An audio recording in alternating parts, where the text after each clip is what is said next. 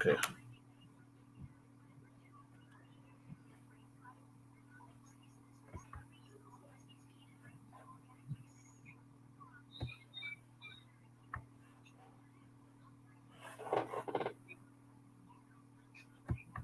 Okay.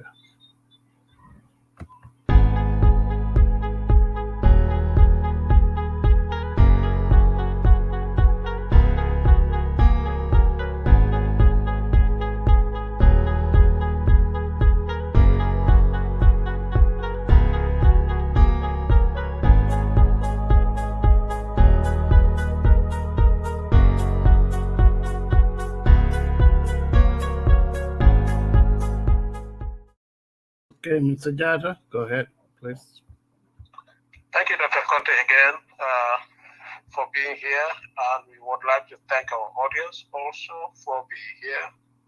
It's another Sunday. Dr. Conteh, we have a number of issues we want to look at about the Gambia. First off, we want to look at the Central Bank of the Gambia's announcement that they are going to start an investment banking. They're going to be investing into agriculture and, participating in national development investment endeavors. We want to look at that briefly, and then we will also look at the National Assembly election nomination that has just kicked off in the Gambia. I think today was day 2 of the nomination process. We will look at that briefly, and then lastly, we will go back to look at the Russia-Ukraine conflict and the impact on global systems, the implications for Africa and the Gambia as well. Dr. Conteh, over the week, there are a number of other issues that happen in the Gambia that would be worthy of looking at as well. There has been an announcement that the Gambia may be kicked out of the WAEC, West African Examination Council, because of the areas the country has to the regional examination board. So if we have time, we will look at that issue a little bit also, because I think it is profoundly important. It has serious implications on Gambia's education system. So we may have to look at that briefly as well if we have time. But first off, we're going to start with the Central Bank of the Gambia, whether it is a good idea to be involved in investment banking at this time. Dr. Conteh, the Central Bank, following the scandal that has been brewing over there about alleged possible money laundering at the Central Bank, the bank, perhaps one can argue, in an attempt to deflect attention from the scandal, has made an announcement that they are embarking on an investment project at the bank where they will be channeling funds into particularly agriculture, an important sector, no doubt, of the Gambia's economy. But the question I have been grappling with is whether the central bank actually should be involved in investment banking. This is a very gray area, I have to admit, Dr. Conteh. It will be difficult for me to say outright that the central banks should refrain from getting involved in investment banking, as they put it. Central banks around the world, particularly in the third world, in the developing countries, have a slightly different role in the economy than I would think the U.S.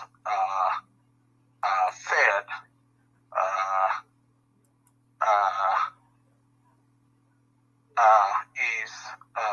does in the economy. So The functions may be a little bit different, but in the U.S.,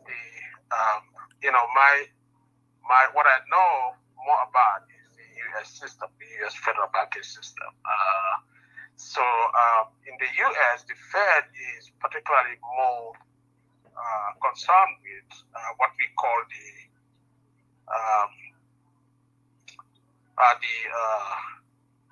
dual mandate of the Fed. That is price stabilization and maximizing employment.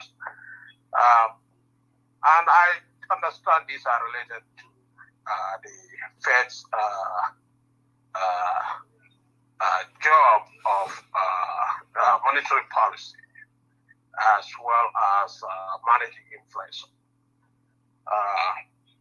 So those are perhaps the main functions of the Fed in the Gambia. In the U.S., the Fed is the central bank of the U.S., I would say. Managing price stabilization and maximizing employment is the dual mandate of the Fed.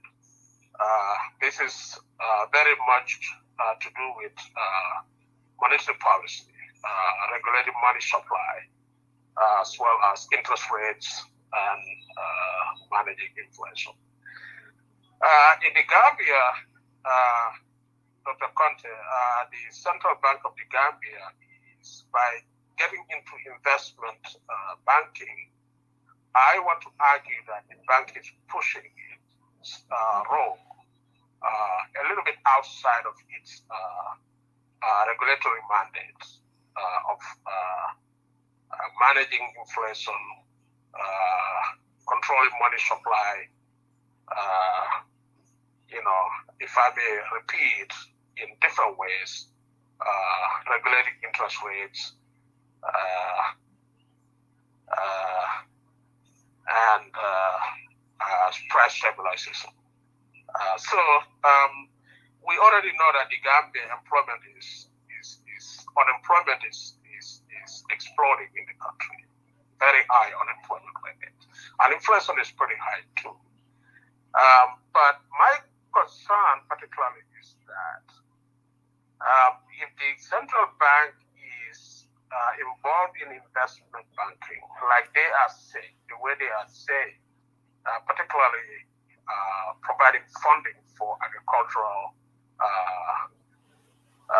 investment in agriculture, they say, the way the Gambia system is, with very lax rules and regulatory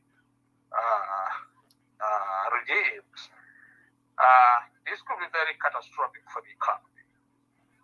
Looking back into history, we had an agricultural development bank in the Gambia before, and we have a few other banks that were involved in providing funding for agriculture and other businesses to shore up the private sector and to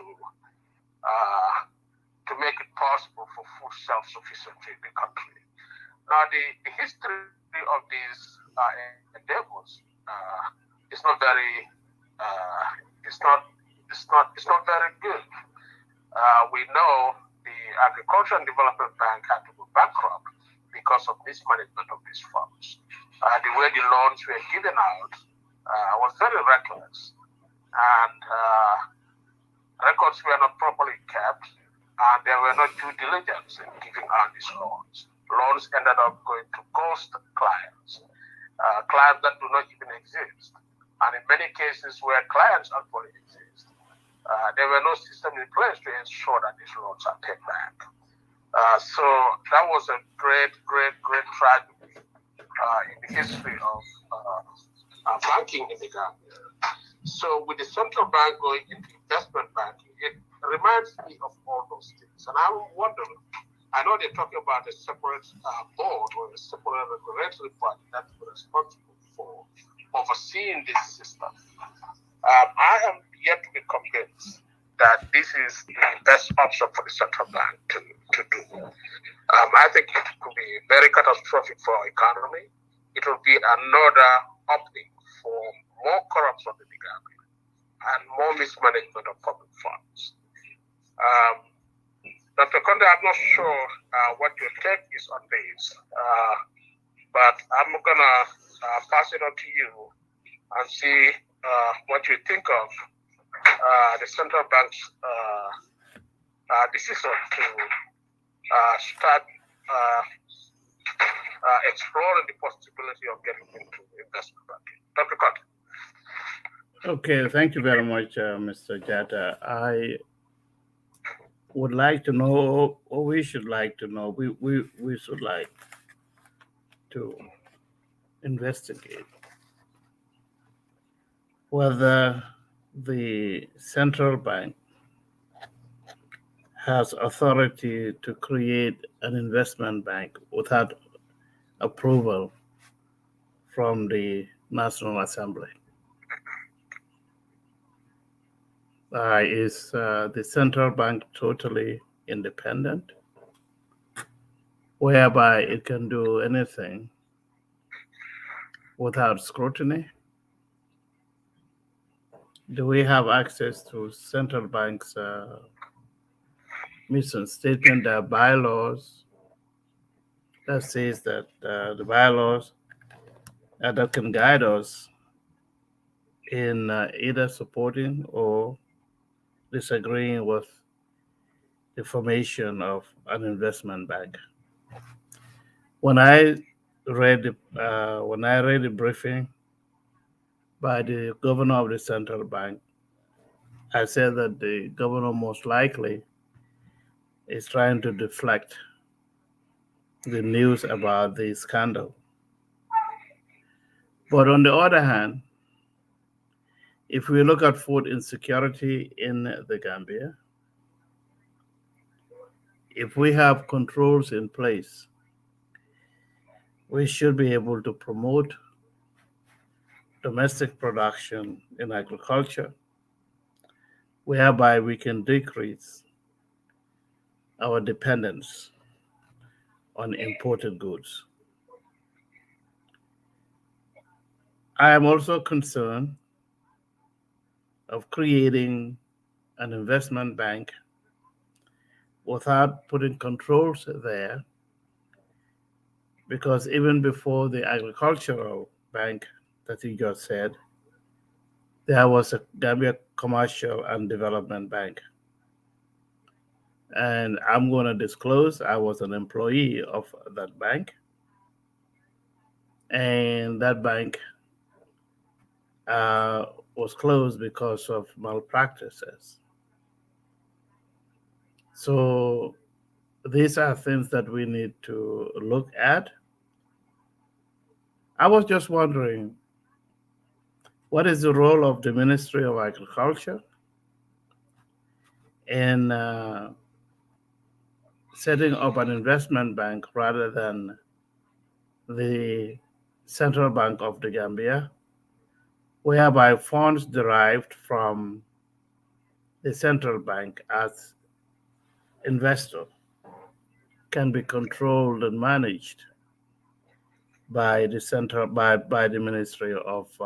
Ministry of Agriculture. I am looking at the financial statement or statements of the central bank, and I was appalled that it took more than 130 days for the central bank to have audited financial statements that investors can read. And this report was made by Deloitte and Associates. And actually, the audit report, if I can share with the audience, was dated the 17th of May 2021, and this was for the financial statements of year 2020. So we don't even have the financial statements for fiscal year 2021. So allow me to share this information because I think it is important that we look at such issues that can guide us in the way we see or we try to find a way to engage each other, particularly when we're talking about our country's problems. Here we go. So I'm going to click on this information. I think it is this one right here. Yep. So are you able to see it? Yes. Let me make this a little bit bigger. So we don't have the 20 we don't have the 2021 financial statements. We don't. We only have the 2020. Is can you see it widely or because I'm kind of having difficulty in reading this stuff. Are you able to see it? Yes. Go ahead. Okay. So now I want to go back here because when they say they want to invest in agriculture and the profit that the Central Bank of the Gambia earned in 2020 was 264 million Gambian dollars. So if we have to translate that into Gambian into US dollar, no, let me just leave it as since our functional currency is the dollar C. I don't want to make a habit of reporting it in dollars. So do we have the resources to uh, start an investment bank? Do we? Because you can speculate to say that the central bank can do this, but if you don't have the resources, because you either going to do the equity financing or debt financing. Will the Central Bank of the Gambia sell notes so that people can invest in the creation of this investment bank? I believe that this matter should be addressed by the National Assembly of the Gambia, where we can find a way to come up with something concrete. But I'm in full support of having some kind of effort in agriculture because we cannot afford to have a trade deficit year after year after year. So I'm going to just stop right there because I'm looking at the time. I don't want to take much of our time. Thank you, Thank you. Dr. Conteh. Thank you very much for providing that detailed information. Mhm. I think what the governor was talking about is that the central bank actually, according to him, has a mandate. I think the recent revision of their laws gives them the power, the mandate to get into investments like that. So I think in his statement, that's what he was saying. Again, I don't know. This is a product. This is something that must have happened on the during Jammeh's time. I don't still believe. I don't even know if that is still a proper function of the central bank or not. I think the central bank should it probably be wise or better for the central bank to not directly get involved in that, but instead try to provide incentives to the private banks to fund investments in agriculture by issuing government guaranteed loans or government-backed loans and funding to select or qualified farmers or people who are involved in agriculture. That way, the government would not be in a position where it would be competing with the private sector for investment in agriculture in the farms. I think that might be a better option, and I could be corrected on this, but in my view, that might be a better option. Whether the central banks should actually even venture into this is still a debate. It reminds me of the debate over even whether to have a central bank. In the US, there was a debate whether they should even establish a Fed, kind of a central bank in the US. Hamilton and Madison had a famous argument over this. While Hamilton was in favor of establishing a central bank, Madison and Jefferson, on the other hand, thought that establishing a central bank would be unconstitutional and it would be against the spirit of free trade. So that is still a debate, but most people today believe that it's a good idea to have a central bank with limited functions to oversee the economy, to manage the dual mandate, price stability and maximizing employment. But beyond that would still be a debate. So I'm quite very skeptical of the central bank's capability the Gambia central bank's capability to effectively run this kind of program in the country. I think in the governor's report also, he mentioned the fact that they would try to attract private investment into this. So private funds will be solicited, will be targeted to channel it into this investment into agriculture. The details of how they're going to do that, I'm not sure. But I think this could be effectively done by the private bank, commercial banks, if the government provided guarantees and backing of those funds and loans. That would be my approach to it. But again, I'm not an economist. So there are probably better people who can address this, but I don't think it is something, consider the capabilities and the system in place in the Gambia.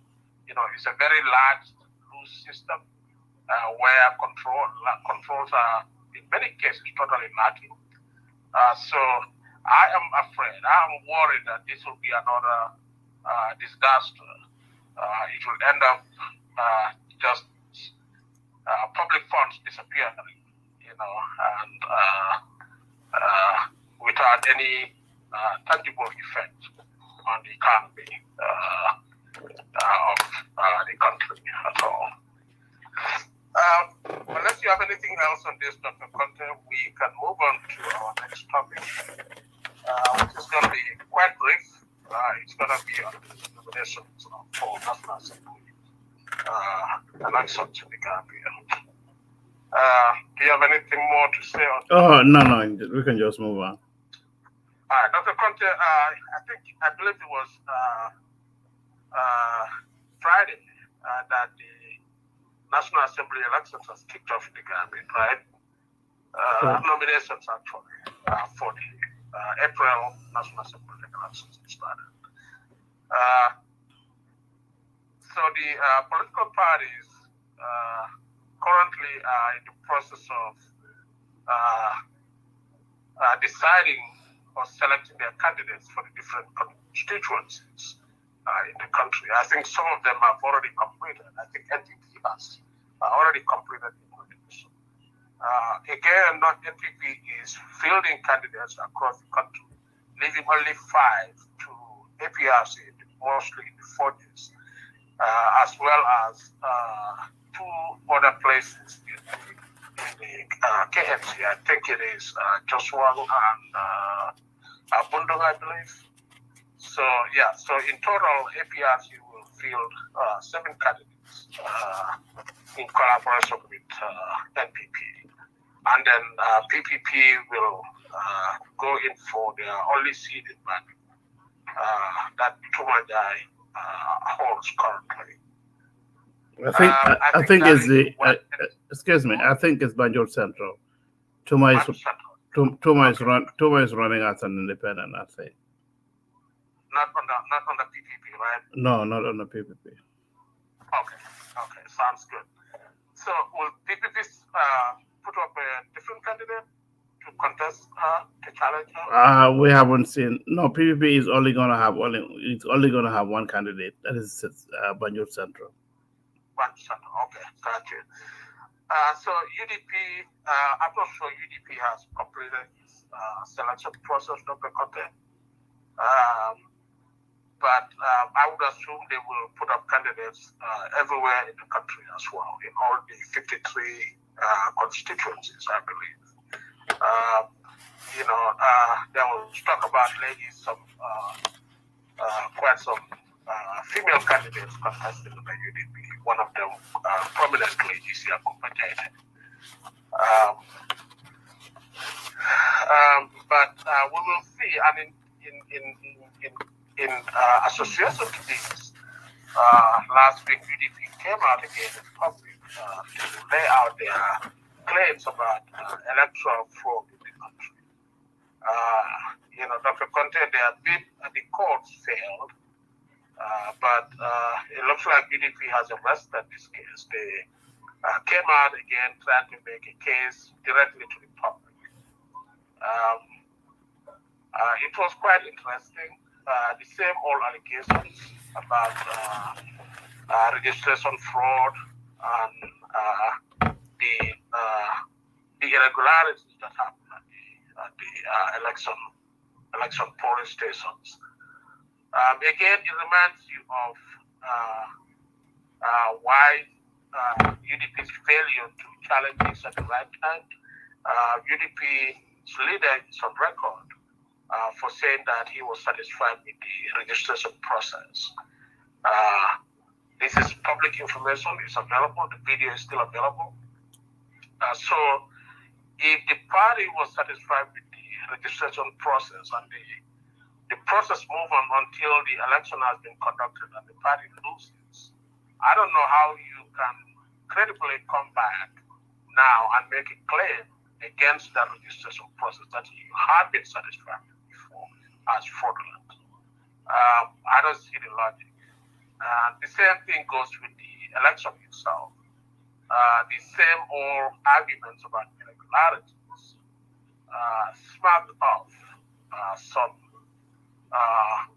kind of, to say the least, some incompetence. Because,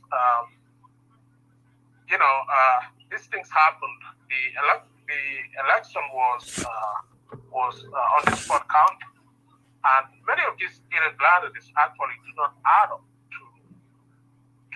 to make a case for electoral fraud.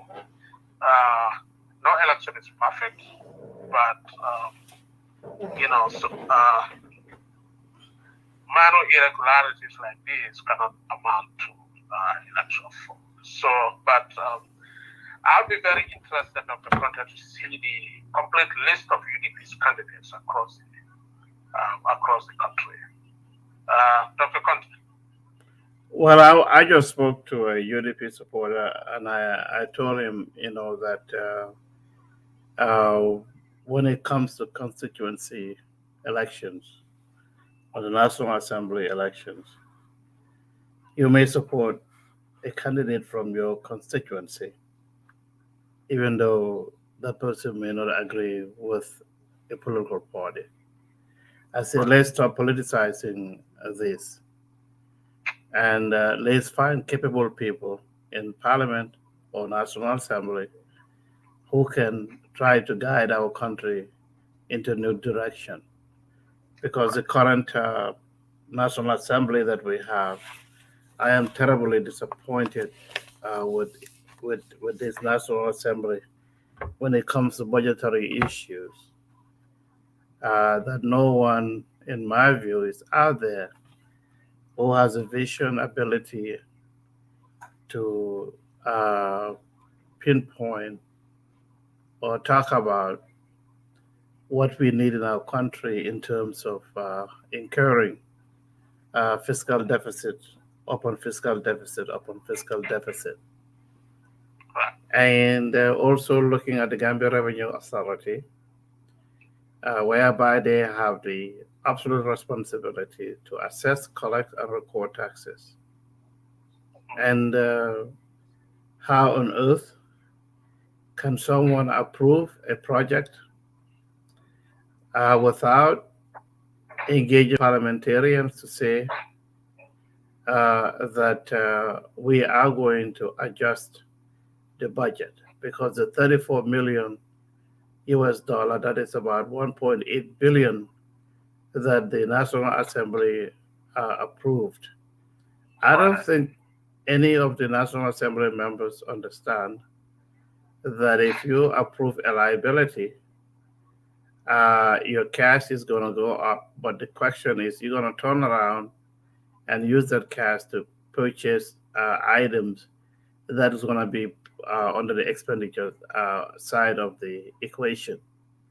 So if you're going to go and borrow 1.8 billion, someone to say, even though they may do it internally, but the voters should be able to know that the government is taking borrowing this money is going to increase our expenditure and also is going to increase our debt.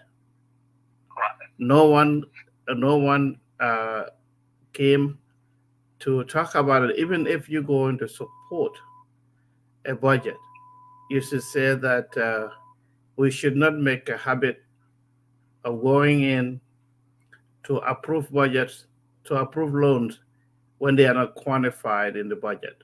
So this is one area that I'm so disappointed at the National Assembly. And most of them, they will engage you during elections, or they will promise to take your calls when you try to help them in terms of the direction that we need to do, and they will not do, they won't follow up. I'm also disappointed with the member of Banjul South for specifically talking about getting a legislative a directive passed in the National Assembly, whereby 16 women candidates will be women nominated members will come. But for us in diaspora, we contribute more than 27% to the GDP, and none of us can run for office, even National Assembly. I know of two folks who had wanted to run, they could not because the Gambia doesn't accept dual citizenship. So is it not hypocritical? And I bet if you do research on some of these National Assembly members, that's a possibility that one or two may still be holding dual citizenship. So these are things that bother me. And then we have the inflation. They come down, price increases, and no one is even quantifying because the Minister of Finance met with the central bank officials. And all of a sudden, if you look at the value of the Gambian dollar, say, it continues to depreciate. The question is, do we have the central bank print more money to meet the expenditure that the government had wanted to do?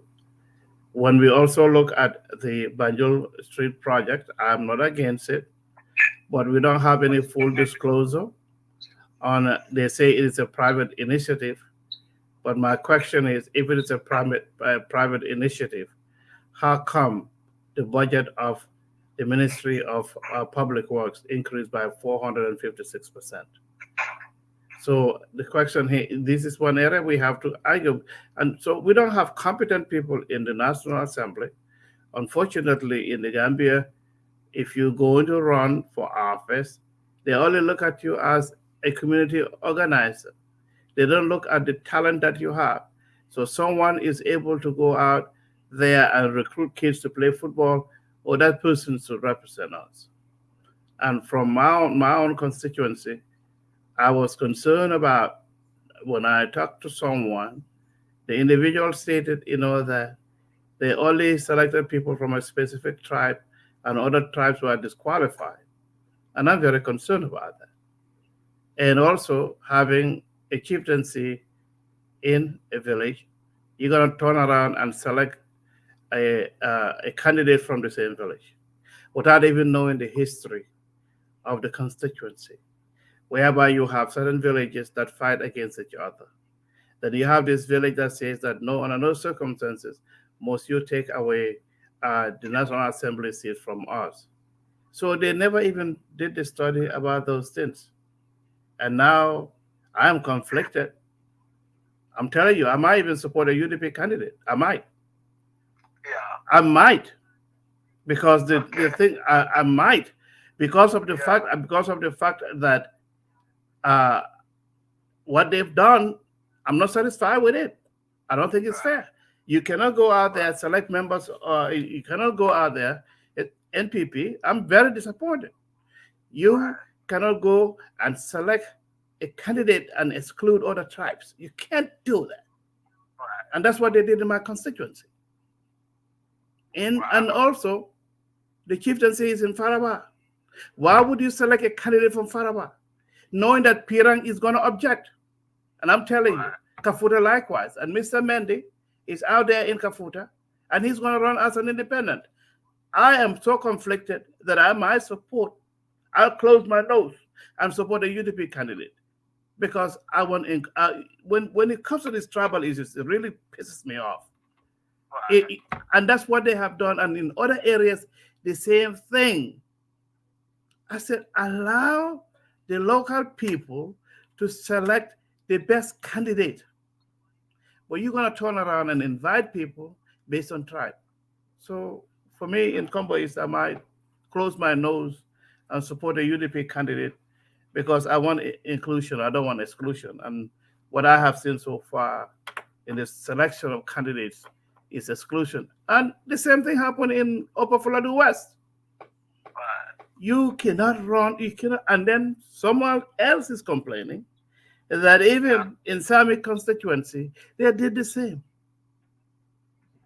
So we Wow. cannot look at people based on tribe. Let us have folks who can represent us in our parliament, who have the mental capacity to go out there Right. and stand. But unfortunately, this current National Assembly, I am so disappointed because when it comes Right. to budgetary issues, I don't think only a few know what they are doing. And we cannot continue to mortgage the future of our country. Right. We hope the next National Assembly we're going to have somebody can come because the constitution of the Gambia, there are certain areas that you can amend. Right. So we are Right. citizens, we are contributing to the economy of the Gambia, but we cannot run for office. But yes, still every single day, if we don't send money to Gambia, our economy will collapse. Right. But yes, still you're going to have one National Assembly member who's going to advocate to have 16 female nominated members, but excluding Gambians who are in diaspora to right to participate in the political affairs of our country. It's mind-boggling. I just stop right there. Thank you, Dr. Conteh. Thank you very much. Very well said. Yes. Actually, I think many Gambians have come to really recognize the fact that we don't have the necessary competency and capacity in the National Assembly. It only makes Mamburanjai's job easier. He can easily come to the National Assembly and dribble these people to adopt his proposals and then get away with it. So we need more quality people, people with the requisite knowledge and skills, capacity, and competency to scrutinize these bills and even do their job very well in terms of recalling uh, public officials to question them about their actions in government. Uh, so that is very concerning, and I wish that the nomination of the selection of candidates for National Assembly elections are actually decentralized away from political parties and goes directly to the people. I mean, kind of like a primary system where anybody can run as a contestant to be selected as a candidate for any political party. And that way, but again, I think it goes really beyond the political parties too. I think the way Gambian voters themselves look at who should fill these positions needs to be really overhauled. I think we need to, instead of looking for champions, community, like you put it, community activists, and we need to look at competency. We need to look at people's education, people's qualifications to really function as National Assembly members. It is only in that situation that we can definitely have a National Assembly that can play its role very effectively.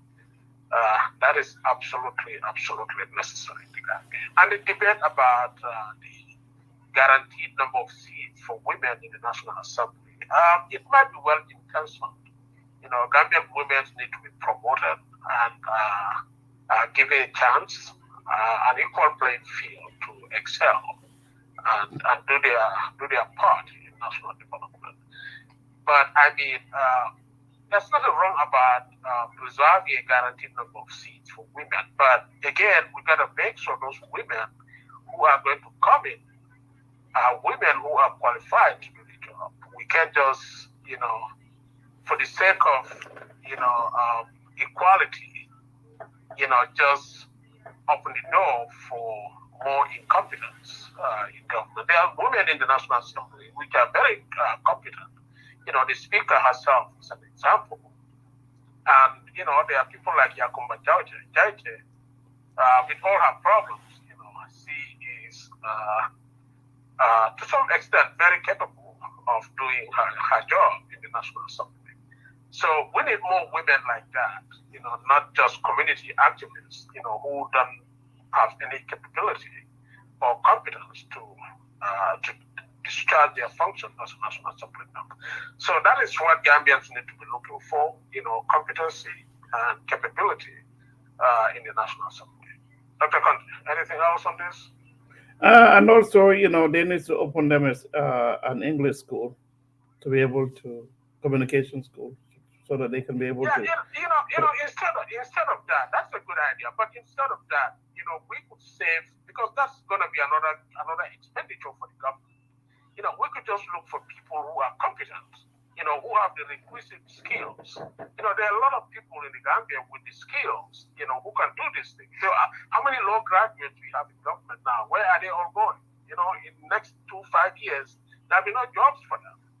A lot of those people can consider, contesting for National Assembly election. They might be able to do a better job with some mentoring and some, I know, and that is why I want to see Khalifa and Sidia continue in the national, because they've been mentoring a lot of these young National Assembly members. Khalifa particularly has been grooming and helping a lot of these people to be able to do their job very well.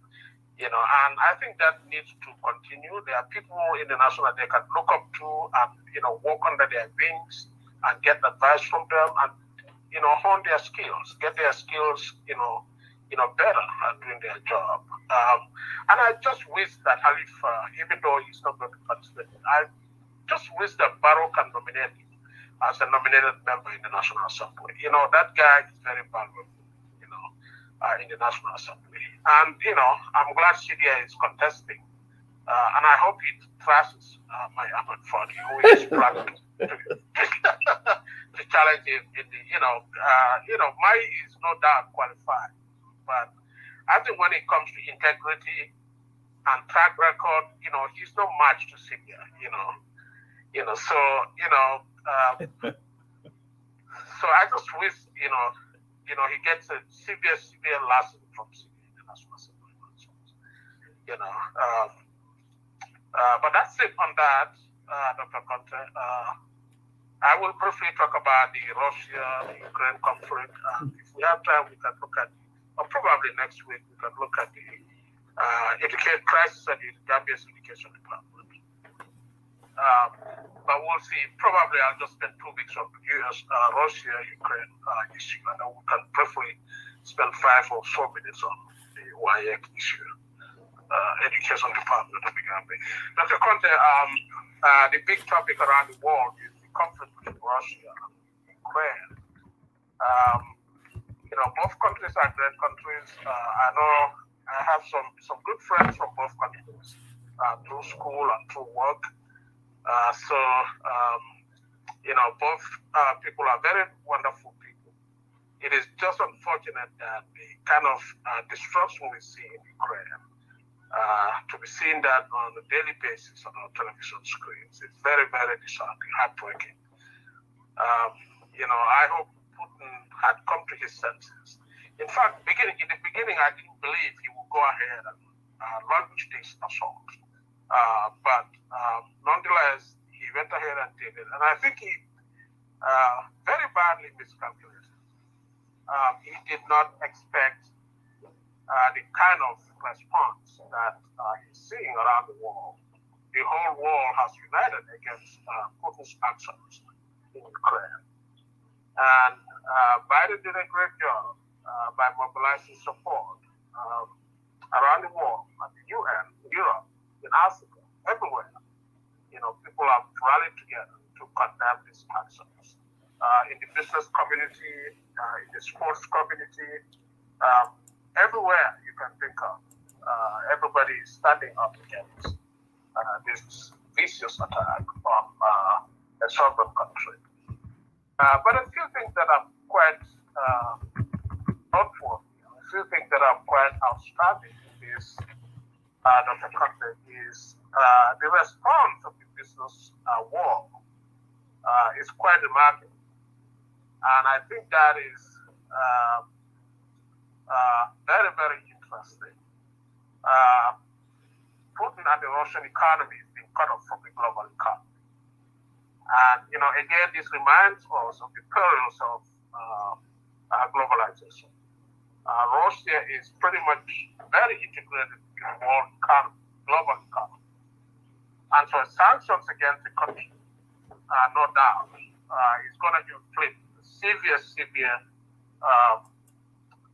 pain on the country, probably much even worse than the threat of nuclear war. And I know Putin is threatening nuclear war already, but these sanctions is what is going to damage the Russian economy. Putin's own future in power is very much threatened now because the oligarchs, the rich, wealthy people who surround Putin, are being cut off from the global system, and their assets are being frozen around the world. Their yachts and their bank accounts and all that stuff, their assets in the US and Europe are all being frozen. They can't travel, their travel plans are there. It is quite possible that when these people, they have endured enough pain and they can't take it anymore, they might turn around again. And that could do Putin's future in power. There could be a palace coup where Putin could be replaced pretty quickly. There are possibilities of all this. But Dr. Conteh, we've seen the impact,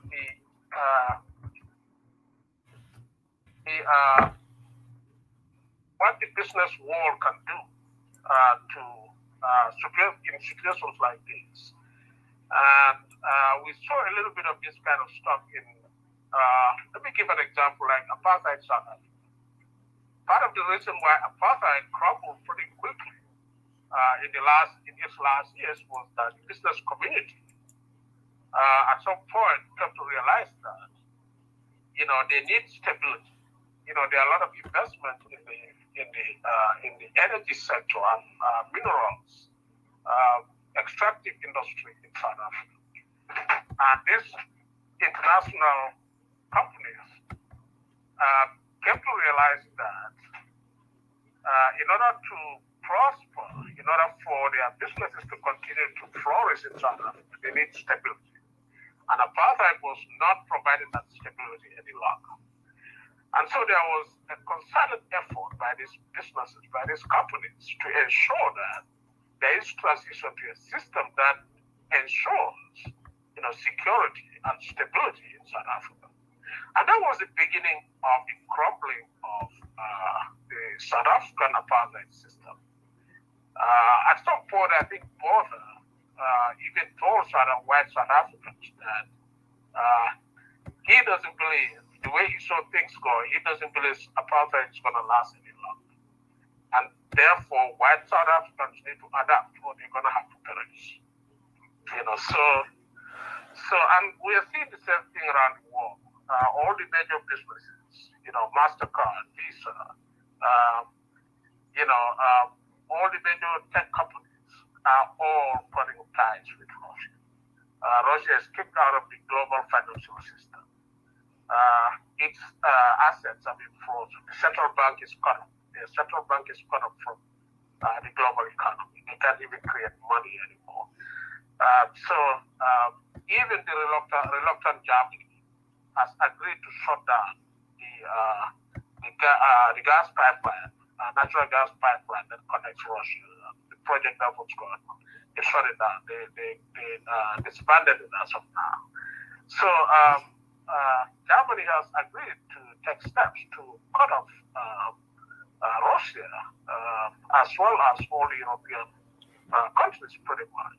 Italy and Germany have been very much dependent on oil, Russian energy, and all of these people.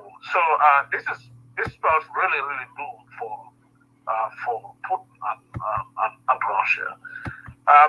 Dr. Conteh, one has to also recognize that the president of Ukraine, Zelensky, has played a major, incredible leadership skills during this difficult time.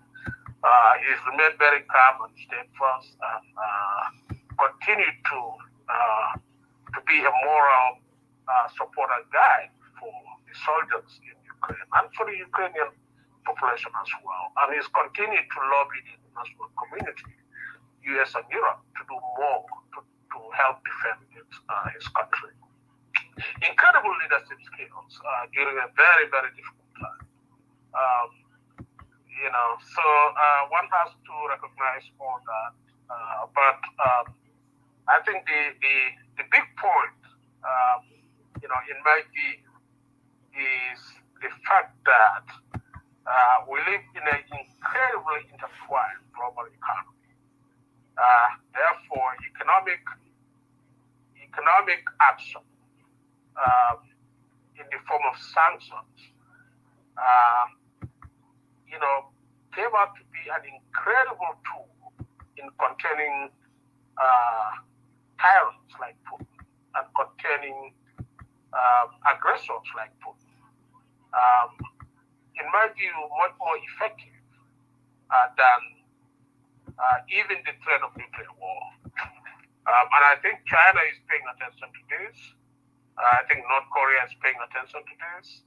I think all these other countries that pose a threat to other countries are paying attention to Russia's example, Putin's example. And I think when we emerge out of this conflict,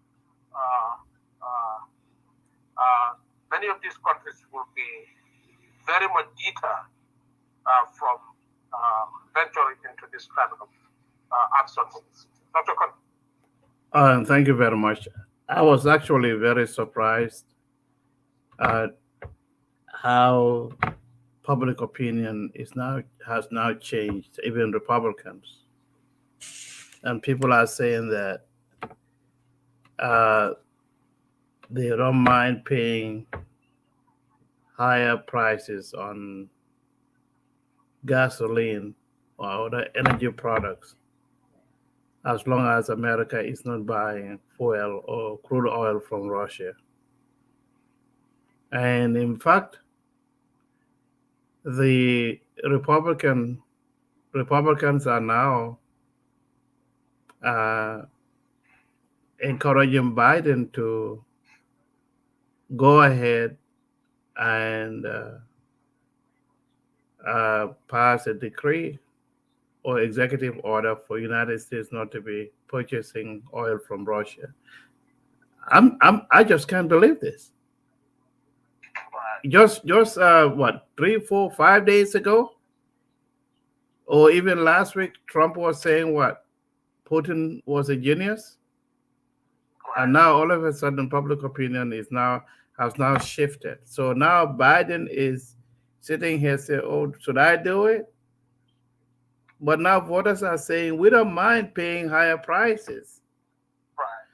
but we also in the African Union, because a young African American was speaking on MSNBC, and she eloquently talked about, no, it's a he, talked about the discrimination of Africans in Eastern Europe. I saw a video, maybe it was fake, could be, that an African, I don't know whether he was in Poland or in Ukraine, who was attacked by young white kids, and one of them just kicked him in the head. I don't know whether was this was just staged just to show that, Mhm. but it is so amazing. I saw another video because I know a student whose sister uh, is a medical student in uh, in Ukraine, and she's now safely in Poland. But yeah, we can say yeah, it is good that we condemn Putin's uh, invasion of Ukraine, but we equally condemn uh, Ukrainians who would rather have a dog to go inside a bus than having a black African or Indian or Arab. I mean, they showed videos of telling Africans and Arabs and Indians to get out of the bus just for someone's dog to come in there. I mean, I'm so this is so amazing. And in Kenya, people are supporting Putin. Right. So yeah, if we condemn what Putin has done in Ukraine, where innocent lives are lost, this is sad. But we should also condemn the people out there who are discriminating against people of color. Whether you are Arab, Indian. I mean, I saw this Indian guy. I could not believe it. He was just out there, so amazed at what is going on. Right. So these are things that I think the African Union should try to address, and to address the NATO member countries to say that we equally condemn Putin's invasion of Ukraine, but we also condemn the citizens of Ukraine, Poland, you name it, for discriminating against our people. Even one, do you know, a Gambian guy is married to a Ukrainian, and when she joined the bus to go, they wanted the husband to come get out, and she said, "No, that's my husband." Yeah. Yeah. And, So I think we need to do so. African Union needs to do something, and this is coming from an African American in the United States of America, and that is why right. when we Africans call African Americans names, we use the N word on them, and I get upset over that. These black Right. guys, and even a young lady who is a PhD student at the University of Pennsylvania, historian of Eastern Europe and so forth, she equally condemned. In fact, she even was talking about this Gambian guy. So this is one area that we, as black people from Africa, we also need to sit down and think about it. That So when we are here as black people, we look down on our own brothers and sisters. I know that we got some knuckleheads among all of us, whether it's African Right. American or African. But there are African Americans who are on MSNBC condemning the treatment of Africans in Ukraine and Poland and you Right. name it. So I just cannot believe how anyone can prefer a dog to go get in a bus, but a black person cannot. So yeah, I condemn the invasion, but I also condemn the acts of Ukrainians and the Polish people discriminating against our own people. So I don't even know Absolutely. where are these people going to sleep? Because if I cannot join the bus with you to go to where the stuff is going, what? Tell me the shelter that these black people are going to be even given food to eat. I think Gambia already has secured or was able to contact the 48 students who are in Ukraine. Right. So this is a call for all of us to say that if you are black, it doesn't matter whether you are African American or whether you are from Africa, and if you are Indian, if you are Arab, we are the same people. If we go somewhere else, they're going to discriminate against us, and we also come together. This is sad. We equally condemn the invasion of Russia's invasion of Ukraine, but we also condemn the citizens of Ukraine and Poland and so forth discriminating against people of color. Absolutely. Thank you very much, Dr. Conteh. You're absolutely right. I have listened to some reports of Nigerian students and Indian students. I know there are a lot of Gambian students in Ukraine also. I listened to a medical student in Ukraine from Nigeria talk about his problems at the Polish border where he was denied and a number of cases of those kind of situations where Nigerian and African and Indian students have been targets of discrimination have come to light. It is quite unfortunate and it is quite sad that at this age and time we still have people who have fear of the other, who are still okay or willing to discriminate against others because they look different from them. There's still a lot of ignorant people in the world because I think by now anybody who is well informed and well educated, not still living in ignorance and loneliness, would understand that people are people. There's no real, there are individual differences, but there are no differences in categories of people based on skin color or based on race. Not biological, nothing biological or physiological differences beyond just skin color. People's competencies very much their competencies, their skills, basically everything is a function of their experience. I might be sounding more behaviorist here, but I believe people's training and their experience is really what determines their skills. I do know that there are a lot of discrimination going on, even in the US. A lot of time there are people, they have more competence. You will be more educated, and you can probably teach them for decades in terms of academic skills and in terms of intelligence and all that. But they are they may have no qualifications at all beyond high school or GED, but they might be given opportunities to excel, and you are passed over. We've seen that many times here. It does happen here a lot, simply because they come from a particular skin color, and somebody feels more comfortable working with them than with you. So we've seen all that, but um,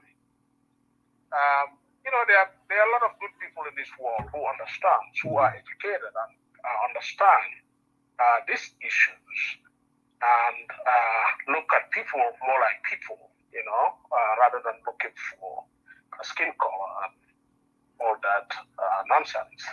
So it is unfortunate we've seen news about those kind of discriminations in Ukraine. I'm sure, I have no doubt, majority of Ukrainians and Russians are good people. Yeah. Who understand that people are people. There's no difference. If somebody is an idiot, he's a knucklehead, he is a knucklehead, and he could be white, black, Arab, Indian, or but also, I think most people in the U.S. have come to realize that the danger that Trump posed to this country in terms of this country's values. Even people like John Bolton, Trump's White House official, and his good friend, this guy, Roger Stone, both came out and made statements about Trump. I think Stone yesterday said that Trump's presidency was the most serious mistake that United States ever made. And Stone was a close friend to Trump. He may have been saying that because Trump did not pardon him from prison, but I think he has come to his senses that he is now aware of the danger that Trump posed to this country. And John Bolton, who was an official at Trump's White House, even said that Putin was waiting for Trump's second term, where Trump would pull U.S. out of NATO. And I said last week that Putin did not have to act during Trump's presidency because Trump was doing Putin's work for him. Putin wanted NATO to dismantle. And because NATO was the biggest threat to Putin in his view, that was the only thing that was preventing him from reconstructing the Soviet Union and taking us back to the Cold War again. So Trump was busy dismantling NATO for Putin and was busy dismantling U.S. foreign alliances in Europe. So basically he was doing Putin's bidding. So Putin didn't have to do anything but to let Trump finish the work. And Bolton revealed last week that Putin was actually waiting for Trump, to remove U.S. from NATO during Trump's second term. So when Trump was being elected, he would have completed Putin's work for him. So thank God he did not. And many people are now aware, even in the Republican Party, like you rightly said, many are aware of the danger that Trump posed to this country's democratic institutions and even its values and its standing in the international community. So no wonder many are rethinking, about their position with regard to Trump. And even the American public, is pretty much very much positioned to support Biden's actions. They may disagree with his political views, but many are very resolved, even agreeing to pay high gas prices, but to ensure that Putin is severely sanctioned and stop in his tracks. So those are lessons we can all learn from this conflict between Russia and Ukraine. Good. Dr. Conteh, if you don't have anything, I think we'll have to reserve the Ministry of Education for next week. Okay, good. That's wonderful. We'll talk in detail about it, when we come back. Yeah, Um, he just reminded me a friend of mine who he graduated from Auburn University in 1981 or 82, mhm, and during the summer he took a job at a truck stop. mhm. Somebody with a master's degree reporting to a high school graduate, and they and he I up know, up to this day he would always tell me, "Can you believe that guy telling me I know, you do the lifting and I do the thinking?" I know, I know. Yes, I have seen that here a lot too. Yeah. You know, in many cases that happens here, simply because it is unfortunate though in many of U.S. companies. Hmm. Uh, you know, um, many of these people don't look at qualifications a lot. They No. just look at who they are comfortable working with. Hmm. And unlike many of the third world countries, Gambia and many countries, it is your academic qualifications that basically is the first proof of what you can do. Hmm. Not your skin color, not your you can't have a high school graduate, Hmm. being a boss of somebody who has a university degree. Hmm.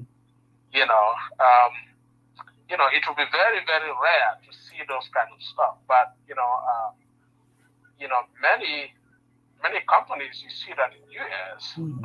So sometimes actually you will see, even in places where it is claimed they claim to value diversity.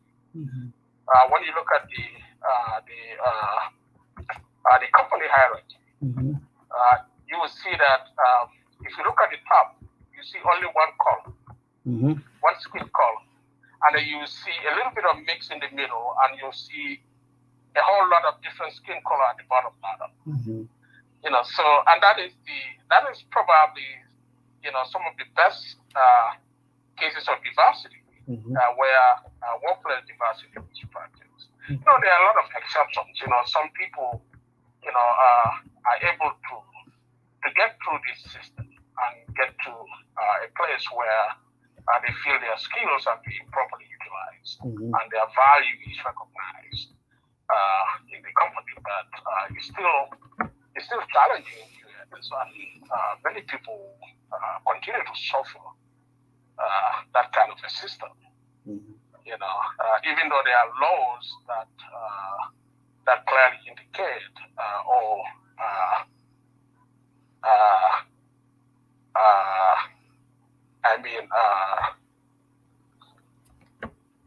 rules against discrimination. In many companies is still endemic. Yeah, So it is. Hmm. yeah. But that's going to be our discussion on the Russia-Ukraine situation, Dr. Conte. And I hope the whole world is learning something from this, and I hope the outcome of it will be a more peaceful global order for all of us, and that the world continues into peace and stability. Yes, sir. Uh, yeah. But again, I thank you very much for being here, Dr. Conte. We will meet again next Sunday. And to our audience, we can be found on Facebook or YouTube. We stream live on both platforms. And we will see you again on Sunday. Meanwhile, send us your comments and your views. We truly value them. And we'll see you again on next Sunday. Thank you, Dr. Conte. Thank you. Take care.